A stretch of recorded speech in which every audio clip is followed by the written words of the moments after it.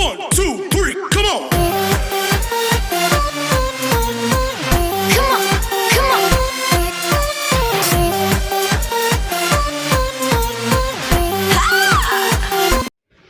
हाँ भाई, तो कैसे हैं सब बढ़िया सबके जीवन में। तो आज जो मेरा टॉपिक है वो है मॉलिक्यूलर ऑर्बिटल थ्योरी। इसमें मैं आपको सिर्फ पहले लेक्चर में मैं आपको कॉन्सेप्ट दूंगा और जो इसके बाद एक वीडियो आएगा उसमें हमारा ट्रिक होगा, क्योंकि हमारे पास इतना समय नहीं होगा पेपर में कि ये पूरा कॉन्सेप्ट लगा के उसका बॉन्ड ऑर्डर निकालना। तो अभी तो मैं आपको एक कॉन्सेप्ट दे रहा हूँ, क्योंकि भाई कॉन्सेप्ट भी आना चाहिए। कोई पूछ दे यार चलता फिरता कि भाई बताओ ये कॉन्सेप्ट क्या है, तो कॉन्सेप्ट आना चाहिए। उसके बाद मैं ट्रिक दूंगा। ट्रिक वहीं से आएगी जहाँ क्वेश्चन आए। ये 10 साल के पूरे क्वेश्चन एनालाइज किए हैं और वहाँ से जहाँ से क्वेश्चन आ रहा है वहीं मैंने आपको ट्रिक बना के दी है।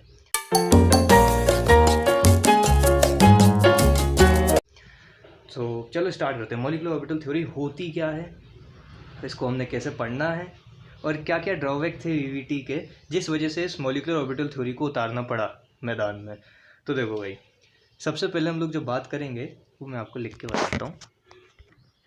हाँ जी, तो अकॉर्डिंग टू वीबीटी जी ने जो वैलेंस बॉन्ड थ्योरी दी थी, उनके अनुसार जो ऑक्सीजन थी वो एक डायमैग्नेटिक थी, मतलब कि उसके पास अनपेयर्ड इलेक्ट्रॉन प्रेजेंट नहीं थे।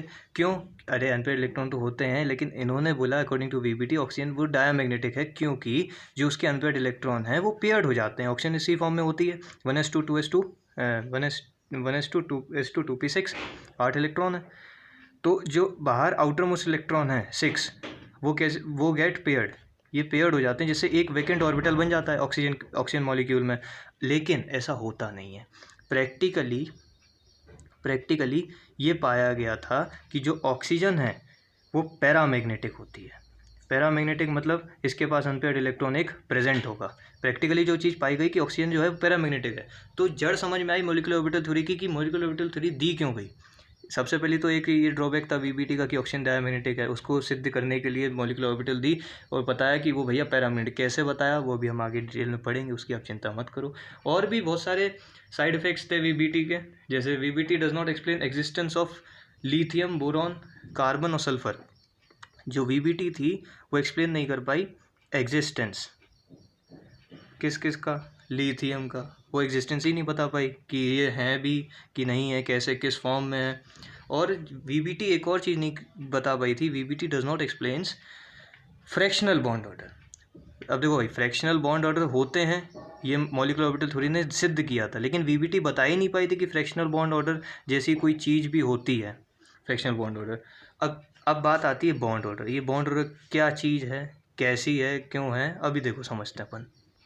हाँ भाई, तो देखो बॉन्ड ऑर्डर कुछ नहीं होता। बॉन्ड ऑर्डर डंडियाँ समझ लो, जैसे हमारा नाइट्रोजन है किस फॉर्म में होता है N2, और हमें पता है नाइट्रोजन ट्रिपल बॉन्ड बनाता है। तो कितनी डंडियाँ हैं इसमें, 1 2 3 3 डंडियाँ, मतलब बॉन्ड ऑर्डर इसका कितना है 3, मतलब number of bonds form by the atom is equals to bond order. तो बॉन्ड ऑर्डर क्या होता है, number of bonds form by atom is equals to its bond order. Bond order समझ में आया, डंडियाँ गिन लेना। जैसे फ्लोरीन है F2 में होता है, कैसे सिंगल बॉन्ड बनाता है, तो यहाँ पे बॉन्ड ऑर्डर कितना है, 1 है। अब ये ऑक्सीजन की बात कर लो, ऑक्सीजन पता है सबको डबल बॉन्ड बनाता है, 16 ग्रुप एलिमेंट है। तो यहाँ पे इसकी बॉन्ड ऑर्डर कितनी होती है, 2। तो ये बॉन्ड ऑर्डर का खेल समझ लो कि भैया बॉन्ड ऑर्डर ऐसे निकलेगा। अब बॉन्ड ऑर्डर हम जब मॉलिक्यूलर ऑर्बिटल थ्योरी करेंगे, मेन है बॉन्ड ऑर्डर, और क्वेश्चन भी यहीं से पूछेगा कि N2+ N2- और नाइट्रोजन, इनमें बॉन्ड ऑर्डर का वो बताओ, असेंडिंग ऑर्डर डिक्रीजिंग ऑर्डर में। तो वहीं बस ये इसका यूज़ है। अब बॉन्ड ऑर्डर ठीक है, अब मैं जैसे बताऊँ सम इम्पॉर्टेंट पॉइंट्स किसके, MOT के। तो इम्पॉर्टेंट पॉइंट्स समझ लेना। जब एटॉमिक ऑर्बिटल जो होते हैं वो अप्रॉक्सीमेटली सेम एनर्जी से कंबाइन करते हैं और फॉर्म करते हैं 2 मॉलिक्यूलर ऑर्बिटल। अभी मैं बोल रहा हूँ, सुनते जाओ। जो एटॉमिक ऑर्बिटल है, ये एटॉमिक ऑर्बिटल जो हैं वो जॉइन होते हैं या कंबाइन होते हैं विथ अप्रॉक्सीमेटली सेम एनर्जी।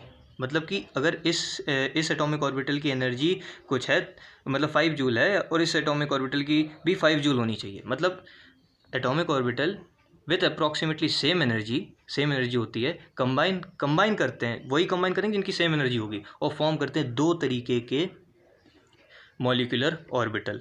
2 तरीके के मॉलिक्यूलर ऑर्बिटल ये लोग फॉर्म करते हैं। इसमें एक होता है हमारा एंटी बॉन्डिंग मॉलिक्यूलर ऑर्बिटल और एक होता है बॉन्डिंग मॉलिक्यूलर ऑर्बिटल। एक होता है एंटी बॉन्डिंग मॉलिक्यूलर ऑर्बिटल, ठीक है, एक होता है बॉन्डिंग मॉलिक्यूलर ऑर्बिटल।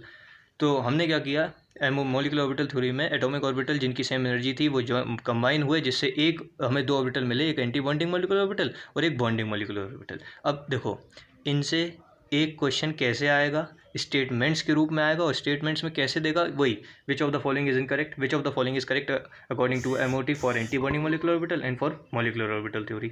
तो ये चीज़ क्या है, अभी दो बस अभी हल हो जाएगा, उसकी टेंशन मत लो।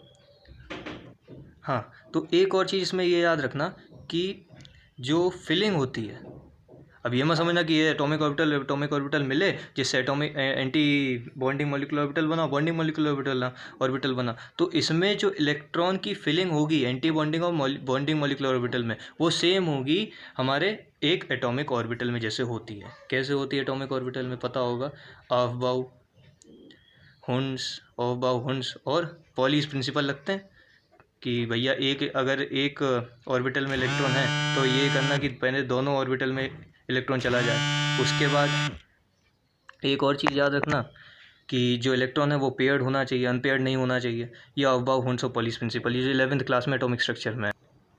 हाँ जी, तो ये बचा था formation of bonding molecular orbital. अब देखो भैया इलेक्ट्रॉन जो है वेव नेचर होता है, अगर नहीं पता तो अभी आप 12th में पढ़ोगे फिजिक्स में, नहीं फिजिक्स वाला अलग सर पांडे जी हैं, उनसे आप पढ़िए, मैं भी उन्हीं से पढ़ता हूँ। तो formation of bonding molecular orbital में क्या होता है, एक ऑर्बिटल है इलेक्ट्रॉन का, बाइंड्स टू एटॉमिक ऑर्बिटल, जो हमने यहाँ पे अभी देखा था, एटॉमिक ऑर्बिटल जुड़ेंगे जिनकी सेम एनर्जी होगी, ये ज्वाइन होंगे सेम एनर्जी वाले, जिससे क्या बनेगा, एक बड़ा एटॉमिक ऑर्बिटल। ये मत सोचना कि ये बड़ा बना दिया ये छोटे छोटे हैं, भैया जब दो जुड़ेंगे तो बड़ा बनता है यार, तो बड़ा एटॉमिक ऑर्बिटल बन गया। ये हमारा बॉन्डिंग मॉलिक्यूलर ऑर्बिटल है। अब बॉन्डिंग मॉलिक्यूलर ऑर्बिटल में एक चीज़ याद रखना, ये जो बॉन्डिंग मॉलिक्यूलर ऑर्बिटल बनते हैं वो कंस्ट्रक्टिव इंटरफेरेंस से बनते हैं, मतलब कंस्ट्रक्टिव जोड़ रहे हैं, समझो कंस्ट्रक्टिव इंटरफेरेंस जोड़ रहे हैं। जबकि एंटी बॉन्डिंग मॉलिक्यूलर ऑर्बिटल जब अपन अभी आगे पढ़ेंगे वो डिस्ट्रक्टिव इंटरफेरेंस से बनते हैं, उसमें इलेक्ट्रॉन टूटते हैं, इसमें जोड़ रहे हैं। तो bonding molecular orbital constructive interference से बनते हैं। और एक और चीज़ याद रखना, जो एनर्जी होती है इन बॉन्डिंग मॉलिक्यूलर ऑर्बिटल की वो लेस होती है, मतलब एटॉमिक ऑर्बिटल से कम होती है। अब यहाँ से भी समझ में आ रहा है यार, देखो एटॉमिक ऑर्बिटल बने तो यहाँ बॉन्डिंग मॉलिक्यूलर ऑर्बिटल नीचे लिखा है कि ऊपर लिखा है, नीचे लिखा है ना, तो बॉन्डिंग मॉलिक्यूलर ऑर्बिटल में जो एनर्जी होती है वो कम होती है as compare to atomic orbital, atomic orbital से भी कम होती है। परंतु यहाँ पे इलेक्ट्रॉन की स्टेबिलिटी जो है सबसे ज़्यादा होती है, एटॉमिक ऑर्बिटल से भी ज़्यादा कह सकते हैं। Electron present in the bonding molecular orbital provide stability, सबसे ज़्यादा स्टेबल यहीं पे रहेगा। और एंटी बॉन्डिंग मॉलिक्यूलर ऑर्बिटल अभी हम आगे देखते हैं, क्या टेंशन है यार। हाँ भाई छोटे, तो इसमें एंटी बॉन्डिंग मॉलिक्यूलर ऑर्बिटल का जो फॉर्मेशन है उसमें कुछ नहीं होता। एंटी बॉन्डिंग मॉलिक्यूलर ऑर्बिटल याद रखना डिस्ट्रक्टिव इंटरफेरेंस से बनता है। उसमें क्या होता है, एक मॉलिक्यूलर ऑर्बिटल दूसरे मॉलिक्यूलर ऑर्बिटल से सब्ट्रैक्ट हो जाता है, माइनस, समझो ना। तो इसमें क्या होगा, जो एटॉमिक ऑर्बिटल है उसका साइज़ डिक्रीज हो जाएगा, ये छोटा बनाया नहीं है, इसका साइज़ डिक्रीज होता है एंटी बॉन्डिंग मॉलिक्यूलर ऑर्बिटल में, एंटी बॉन्डिंग मॉलिक्यूलर ऑर्बिटल में, एंटी बॉन्डिंग मॉलिक्यूलर ऑर्बिटल में। और ये बनते कैसे हैं, डिस्ट्रक्टिव इंटरफेरेंस से। हमारे बॉन्डिंग मॉलिक्यूलर ऑर्बिटल कैसे बनते हैं, कंस्ट्रक्टिव इंटरफेरेंस से। चिंता मत करो, आखिरी में मैं लिखवाऊंगा कि ये कैसे क्या हुआ। और इसमें जो एनर्जी होती है, यहाँ याद रखना energy anti bonding molecular orbital की ज़्यादा होती है। जो एनर्जी है एंटी बॉन्डिंग मॉलिक्यूलर ऑर्बिटल की वो ज़्यादा होती है एटॉमिक ऑर्बिटल से, मतलब समझ रहे हो, एंटी बॉन्डिंग मॉलिक्यूलर ऑर्बिटल की जो एनर्जी है एटॉमिक ऑर्बिटल से भी ज़्यादा है। इसीलिए तो हमने यहाँ पे एंटी बॉन्डिंग मॉलिक्यूलर ऑर्बिटल ऊपर बनाया था, एनर्जी ज़्यादा है एटॉमिक ऑर्बिटल से भी, तो इसलिए ऊपर थे ये। और दिख भी गया भाई, एनर्जी ज़्यादा। अब समझ लो भैया, एनर्जी ज़्यादा है मतलब तुम्हारे पास पैसा ज़्यादा है, तुम्हारे जेब में पैसा ज़्यादा है, अब तुम खर्च करोगे, उड़ाओगे, तो बस यहाँ पे पैसा उड़ेगा। तो जो इलेक्ट्रॉन होगा एंटी बॉन्डिंग मॉलिक्यूलर ऑर्बिटल में वो अनस्टेबल होगा, अनस्टेबिलिटी प्रोवाइड कर रहा होगा पूरे एटॉमिक ऑर्बिटल को। तो electron anti bonding molecular orbital में क्या प्रोवाइड करता है, अनस्टेबिलिटी। ठीक है भैया, अनस्टेबिलिटी प्रोवाइड कर देता है, ठीक। हाँ, तो इस पूरी रामायण का जो सार है वो ये है कि दो एटॉमिक ऑर्बिटल मिले जिससे एंटी बॉन्डिंग मॉलिक्यूलर ऑर्बिटल बना और बॉन्डिंग मॉलिक्यूलर ऑर्बिटल बना। एनर्जी भैया किस में ज़्यादा होती है, एंटी बॉन्डिंग मॉलिक्यूलर ऑर्बिटल में। अच्छा, अगर एनर्जी ज़्यादा है तो इलेक्ट्रॉन अनस्टेबल होगा, और बनते कैसे हैं ये, डिस्ट्रक्टिव इंटरफेरेंस से, ठीक है। और जब बॉन्डिंग मॉलिक्यूलर ऑर्बिटल होता है इसमें एनर्जी क्या होती है, कम होती है, किससे, एटॉमिक ऑर्बिटल से, इसलिए नीचे हैं। और इसमें याद रखना कंस्ट्रक्टिव इंटरफेरेंस से बनते हैं। इलेक्ट्रॉन जो है वो प्रोवाइड करता है स्टेबिलिटी, मतलब यहाँ पे इलेक्ट्रॉन स्टेबल होता है। ठीक है, अब एक और चीज़ मैं आपको क्लियर करता हूँ कि भैया ये पैरामैग्नेटिक और डायामैग्नेटिक का क्या चक्कर है। जब भी सुन लो, जब भी कोई भी एलिमेंट में, आइटम में इलेक्ट्रॉन पेयर्ड हैं, या फिर पेयर्ड भी नहीं आ रहा समझ में, तो इवन, यहाँ देखो इलेक्ट्रॉन की बात कर रहा हूँ, अगर इवन है या फिर पेयर्ड हैं तो वो कैसे होते हैं, diamagnetic. If all electron present in atom are paired then they are called diamagnetic. परंतु जो पैरामैग्नेटिक हैं उसमें क्या है, अगर इलेक्ट्रॉन पेयर्ड नहीं है, अनपेयर्ड हैं, कैसे हैं, अनपेयर्ड हाईवे हैं, अगर अनपेयर्ड हैं तो वो कैसे होते हैं, पैरामैग्नेटिक होते हैं। अच्छा, तो अब ये पूरी कथा का अगर मैं सार निकालूँ, जो चीज़ आपको पढ़नी है अगले लेक्चर में, वो ये है कि जो बॉन्ड एनर्जी होती है, बॉन्ड एनर्जी, दो बॉन्ड को तोड़ने के लिए जो एनर्जी लगती है उसको हम क्या बोलते थे, अरे गोबरों पढ़ लिया करो। बॉन्ड एनर्जी डायरेक्टली प्रोपोर्शनल होती है हमारे बॉन्ड ऑर्डर के। ठीक है, मतलब डंडियाँ जितने बॉन्ड होंगे उतनी एनर्जी लगेगी। ठीक है, अच्छा अब दूसरी बात आती है stability directly proportional bond order. ठीक है, मतलब ये भी बॉन्ड ऑर्डर के डायरेक्टली प्रोपोर्शनल होती है। और जो बॉन्ड लेंथ होती है लाला, जो बॉन्ड लेंथ होती है वो इन्वर्सली प्रोपोर्शनल होती है बॉन्ड ऑर्डर के। ये समझ में नहीं आया, क्यों नहीं आया, समझ लेंगे अभी यार। देखो यार, फील आना चाहिए ना, वो ज़रूरी है। तो देखो बॉन्ड ऑर्डर एक और लिख लेते हैं फिर फील करते हैं। तो बॉन्ड ऑर्डर अगर निकालना है, फॉर्मूला क्या है, 1/2 into number of electron in bonding minus number of electron in anti bonding molecular orbital. ये एक सिंपल फॉर्मूला है बॉन्ड ऑर्डर निकालने का, which is equals to 1/2 number of electron in bonding orbital minus number of electron anti bonding molecular orbital. देखो bond length क्या होता है, bond length होता है दो एटम के बीच की बॉन्ड की लेंथ। अब मान ले थारे पास क्या है, तीन बॉन्ड ऑर्डर है, मतलब 3 डंडियाँ हैं, तो उनके लिए बॉन्ड लेंथ क्या होगी, कम होगी। अरे भैया बॉन्ड ऑर्डर अगर ज़्यादा है तो बॉन्ड लेंथ कम नहीं होगी क्या, अरे बोलना यार, अगर बॉन्ड ऑर्डर ज़्यादा है तो बॉन्ड लेंथ कम नहीं होगी। वैसे ही समझो बॉन्ड ऑर्डर यहाँ पे 3 डंडियाँ हैं, मतलब बहुत ज़्यादा अट्रैक्टिव फोर्स है, बहुत ज़्यादा, तो क्या आसानी से तोड़ सकोगे, बॉन्ड लेंथ भी तो इतनी सी होगी। अब अगर बॉन्ड ऑर्डर 1 होता तो मान लो यहाँ था, इतनी लेंथ थी उसकी, अब बॉन्ड ऑर्डर 2 है, मतलब दो डंडियाँ हैं, मतलब 2 बॉन्ड्स बने हुए हैं, तो थोड़ा सा पास नहीं आएंगे, नज़दीकियाँ बढ़ेंगी, फिर बहुत सारी चीज़ें हो जाती हैं। हाँ जी, तो जो हमारा कॉन्सेप्ट था, इतना जो हमने बॉन्ड मॉलिक्यूलर ऑर्बिटल थ्योरी पढ़ी, वो किसके लिए पढ़ी, कॉन्सेप्ट क्या है कि कैलकुलेशन ऑफ बॉन्ड ऑर्डर। ये हमें पूरा डायग्राम बनाना पड़ेगा, ये बात याद रखना है। यहाँ पे हम ऊपर जाते तो एनर्जी बढ़ती है, मैं बनाया नहीं, एनर्जी बढ़ती है। अब बोरॉन भैया मॉलिक्यूल लेंगे है ना, तो B2 इसलिए हमने लिया। यहाँ पे इसके 1s, ये 1s, ये 2s, ये 2s, यहाँ पे हमारे P आ जाएंगे। इसका electronic configuration 1s2 2s2 2p1, simple भैया 5 इलेक्ट्रॉन्स होते हैं, hydrogen helium lithium beryllium boron 5 electrons होंगे।